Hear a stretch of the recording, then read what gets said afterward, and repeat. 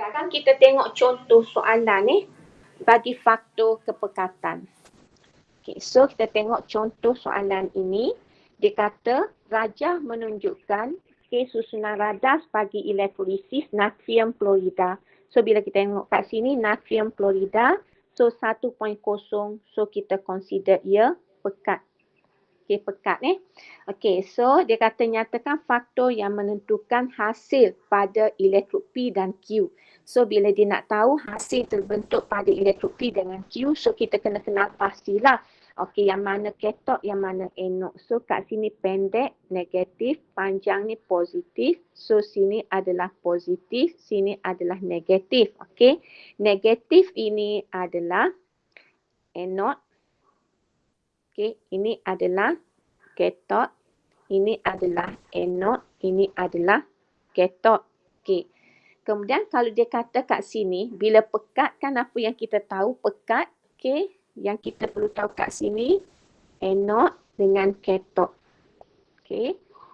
Katot ni biasanya akan ikut nilai anod. Tetapi katot tu dia akan ikut faktor. So, kalau kepekatan yang dipilih adalah yang lebih pekat. Okey. Jadi, nyatakan faktor menentukan hasil. Cuba tengok elektrod P. P ni katot. Katot, maka faktor bagi elektrod P adalah nilai anod. Okey. Faktor bagi elektrod Q, oleh kerana elektrod Q tu adalah anod, adalah faktor kepekatan. Elektrolit. Okey. Boleh. Kemudian seterusnya, soalannya dia kata terangkan tindak balas pada P dan Q. Penerangan anda perlu mengandungi. Yang pertama, senarai ion-ion yang tertarik kepada elektrod P dan Q. Nama ion yang dipilih untuk dinyahcaskan, sebab, kemudian setengah persamaan. So kita tengok satu-satu. Satu-satu. So, dekat sini kalau kita tengok ion-ion yang bergerak bebas dalam larutan, sodium klorida ni adalah natrium klorida. Formula dia adalah NaCl, maka ion dia adalah Na+, Cl-, KH+ dengan OH- dalam air lah. Okay. So, yang ni pergi ke mana? Pergi ke katot. Okay. Pergi ke katot. Okay. Yang ni pergi ke mana? Pergi ke anod. Maka, katot ni adalah P, anod ni adalah Q. Okay. So, kita pun tengok kat sini. Ion-ion yang tertarik ke elektrod P, apa dia? Na+ dengan H+. Yang tertarik ke elektrod Q, apa dia? Cl- dan OH-. Okay. Kemudian ion yang dipilih untuk dinyahcaskan. So, ion yang dipilih untuk dinyahcaskan. So, katakanlah cikgu letak kat sini elektrod P. Okay, sini P, sini Q. Okay. Sini kalau kita tengok namakan ion yang dipilih untuk dinyahcaskan. So, kat sini dia nak nama kalau kita tengok antara Na+ dengan H+. Cuba tengok, tengok elektrod piawai. Jadual tu. Keupayaan elektrod piawai. Cuba tengok Na+ plus E hasilnya adalah Na dengan H+. Cikgu nak tahu anod dia berapa? Anod dia berapa? Kemudian kita ada H+ plus E hasilnya adalah H2. Okay, balance tak 2. Anod dia berapa? Cuba tengok anod. Cuba tengok anod untuk Na+. Na+ tu negatif 2.71. 2.71 volt Okey, untuk H+.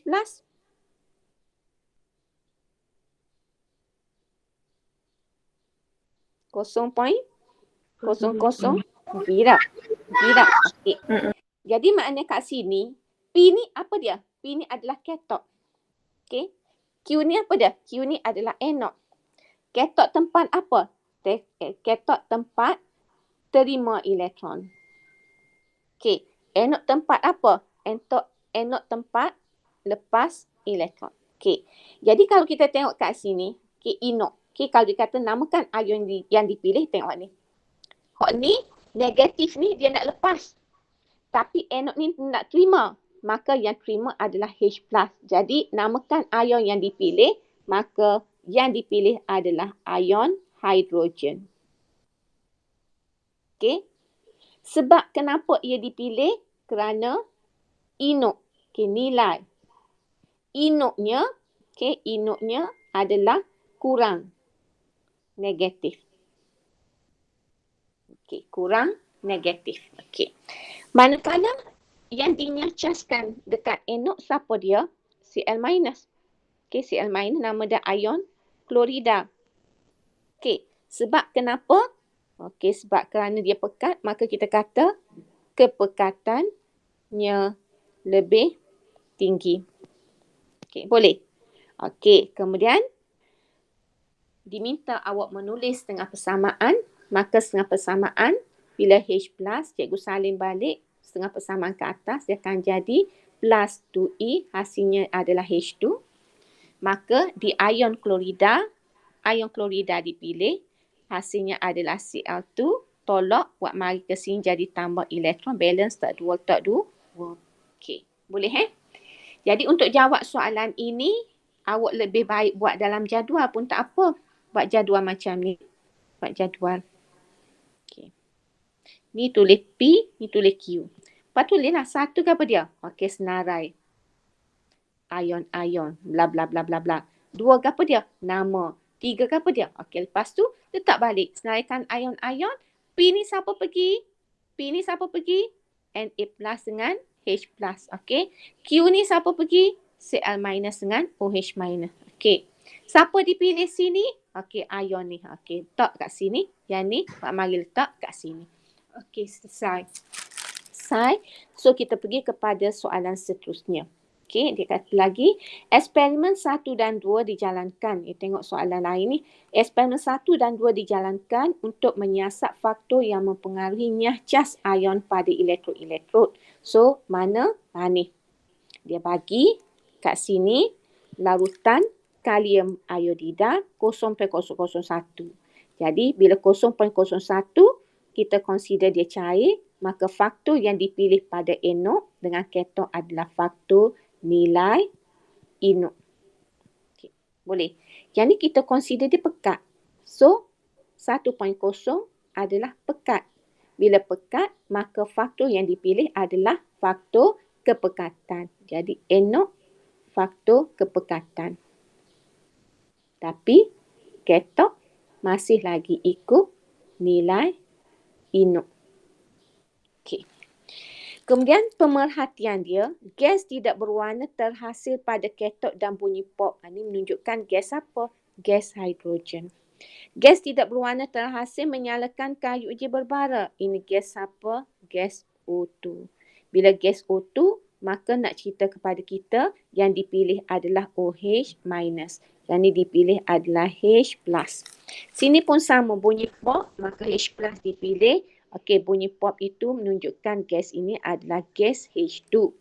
Tapi kat lautan tidak berwarna bertukar menjadi kuning. Okey, kemudian lautan bertukar menjadi biru apabila diuji dengan kanji. Ini adalah ujian untuk apa? Untuk I2. Okey, ni awak belajar dalam biologi kan. Jadi warna biru dengan kanji ia adalah iodine.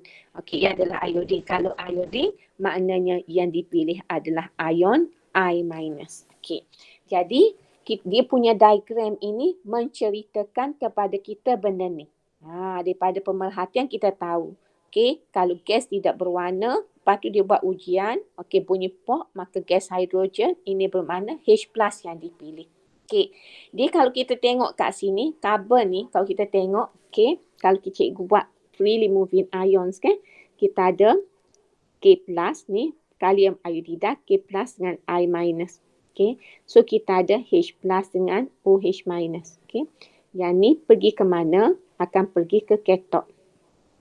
Yang ni pergi ke mana? Akan pergi ke anod. Okay. So, kita pun tengok.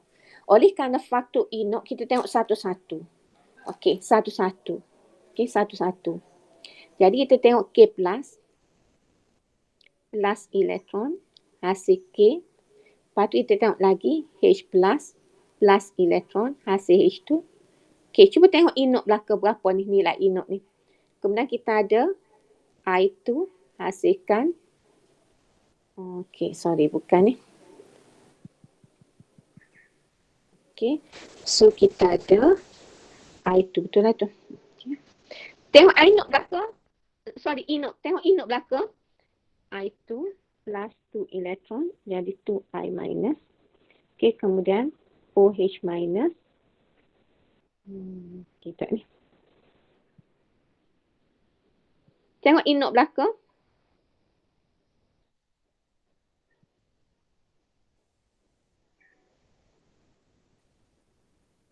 Berapa inok untuk K? K plus elektron. Negatif 2.92. Inok dia negatif 2.92 volt. Okey, untuk H plus sama tak? Inok dia sama dengan 0.00 volt. Okey, untuk ni, untuk I2 Positif 0.54. 0.54 volt. Okey, kemudian kita ada OH minus pula. So kita ada H2O, 2 H2O plus O2 plus 4 elektron menghasilkan 4 OH minus. Yang ni inok dia berapa? Positif 0.40. 0.40 volt. Okey. So sekarang cuba kita tengok kat sini. Okey. Yang pergi ke cathode adalah K dengan H plus. Cuba tengok ni. Cathode tempat apa? Cathode tempat terima elektron. Tetapi kalau negatif, dia nak lepas. Okey. Jadi yang dipilih adalah H plus. Sebab apa H plus dipilih? Sebab inoknya kurang negatif. Okey, kalau kita kata kat sini, kenapa H plus dipilih untuk dinyacaskan kat sini? Kerana nilai inoknya kurang negatif. Okey, sebab kalau lebih negatif, dia nak lepas. Okey, dia kurang negatif, maka dia yang dipilih. Okey, kemudian cuba kita tengok untuk anode pula. Anode kita ada, okey, I2, inok dia 0.54. OH minus pula. Okey, OH minus inoknya adalah 0.4. Okey. Jadi bila 0.4 kat sini, okey, bila anode nak apa? Anode nak lepas elektron. Boleh. Lebih positif ni dia nak terima. Lebih positif nak terima. Jadi sini nilai 0.54 dengan 0.4 kurang positif. Bila kurang positif, dia kurang untuk terima elektron. Okey, boleh. Okey, jadi apa yang berlaku? OH minus, okey. Kat sini OH minus yang dipilih. Okey, kenapa OH minus dipilih? Kerana nilai inoknya kurang positif. Okey, kalau lebih positif, dia nak apa tu? Kalau lebih positif,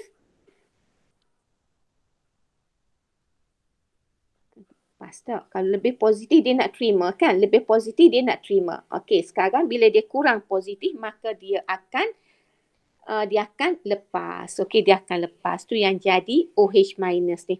Okey, jadi di sini bila dia apa yang berlaku kat sini dia akan lepas lah. Jadi OH minus jadi H2O plus O2 plus elektron balance. Tok 2, tok 4 situ. Boleh faham kau tak tu? Cikgu nak terai pun jadi terbalik-terbalik pula sebab ni benda baru kan. Bila kita tengok, inok dia kalau lebih positif dia nak terima. Okay, lebih positif nak terima. Jadi antara 0.54 dengan ni, yang ni kurang positif. Jadi kalau ni lebih nak terima, hak ni dia akan lepas lah. Bila lepas, kita terbalik. Ambil persamaan akan terbalik. Ambil OH minus dulu sebab kita nak buat persamaan tu kena lepas. Okay, persamaan tu kena lepas. Okay, boleh. Okay. Kemudian kita pergi kepada yang kedua. Yang kedua bila kita tengok dua ni, okey, dekat cathode samalah. Yang dipilih adalah H. Kenapa? Kerana ia kurang negatif. Dia kata ia kurang negatif. Okey, faktor dia adalah sama di sini, faktor sama sini.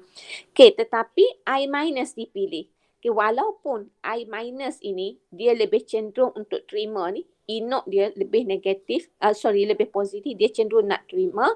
Tetapi dalam situasi ini oleh kerana faktor kepekatan, maka apa yang berlaku kat sini dia akan lepas elektron.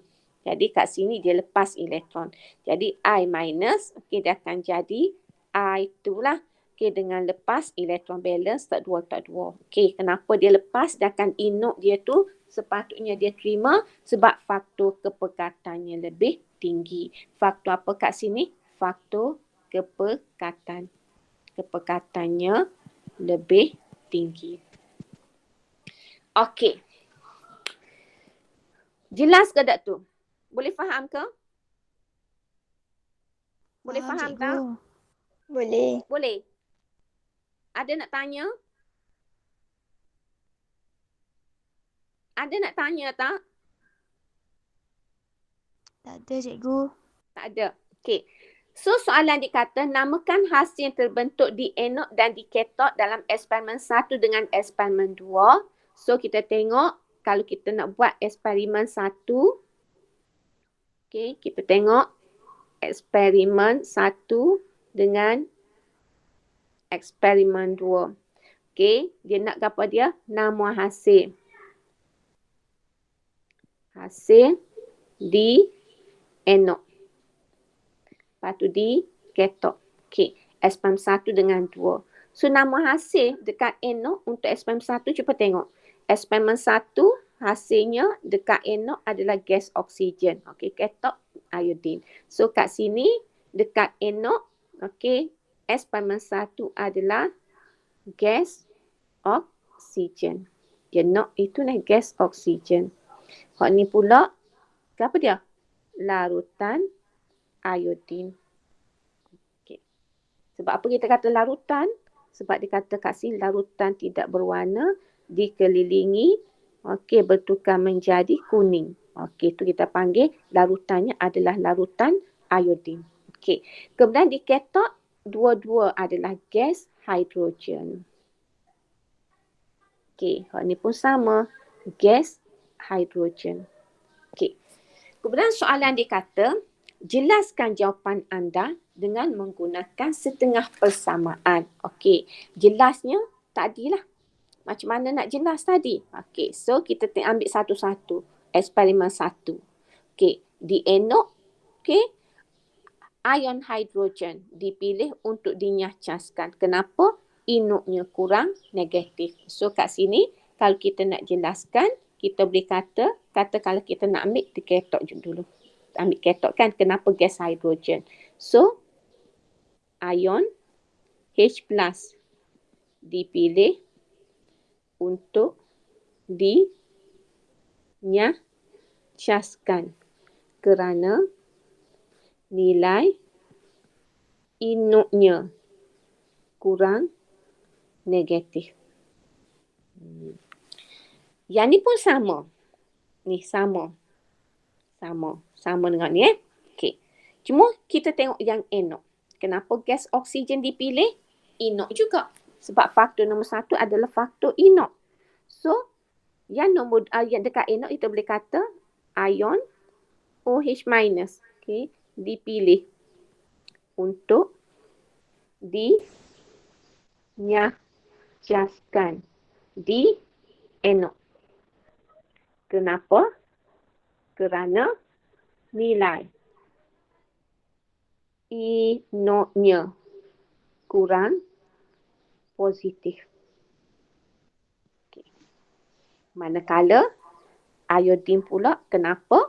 So, ion iodida I- dipilih untuk dinyahcaskan kerana kepekatannya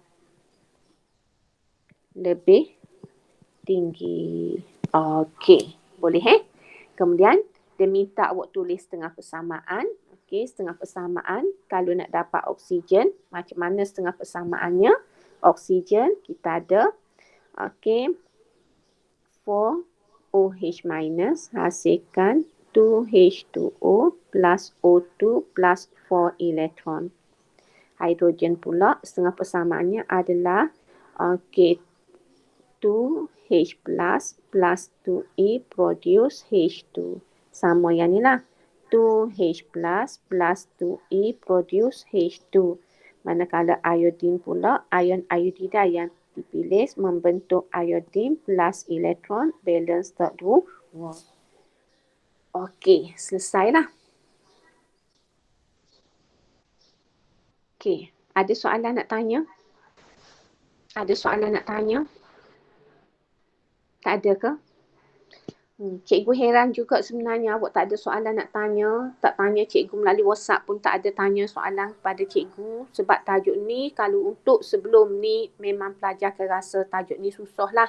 Siapa ke dekat tempat belajar, siapa ke dekat telimo, siapa dekat nak PSO pun masih tukar takir lagi.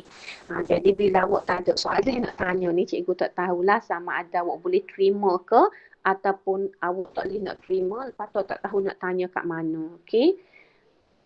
Boleh faham ke tidak cikgu cerita ni? Cikgu terang ni? Boleh cikgu. Boleh. Okey. So kita tengok soalan seterusnya. Soalan seterusnya, dia bagi larutan garam biasa natrium klorida dielektrisiskan menggunakan elektrokarbon. Tulis dengan persamaan yang berlaku dekat katot. Okey. So bila kita nak jawab soalan ini, apa yang kita perlu buat? Senaraikan ion-ion yang bergerak bebas. Natrium klorida, kita ada natrium, ion klorida. Oleh kerana dia kata larutan, dalam larutan ada H+, ada OH-. Okey? Maka proses elektrolisis ni, yang ni akan bergerak ke katot, yang ni akan bergerak ke anod. Okey, boleh. So dia nak katot. Siapa yang dipilih dekat katot? Okey, katot selalunya ikut inod. So antara natrium dengan hidrogen, inod hidrogen lebih apa tu ataupun anod hidrogen ni kurang negatif. So setengah persamaan maka H+ terima elektron membentuk H2. Okay, so balance tak 2. Okey, inilah setengah persamaan yang berlaku di katot. Okey, biasa je Jadi kalau nak buat elektrolisis ni, step yang pertama kita kena senaraikan ion-ion bergerak bebas. Lepas tu kita kena kenal pasti yang mana pergi ke anod, yang mana pergi ke katot. Kemudian barulah kita tengok mana akan dipilih untuk dinyacaskan bergantung kepada faktor. Jadi sekarang ni cikgu dah selesailah dengan awak. Okey, faktor kepekatan elektrolit.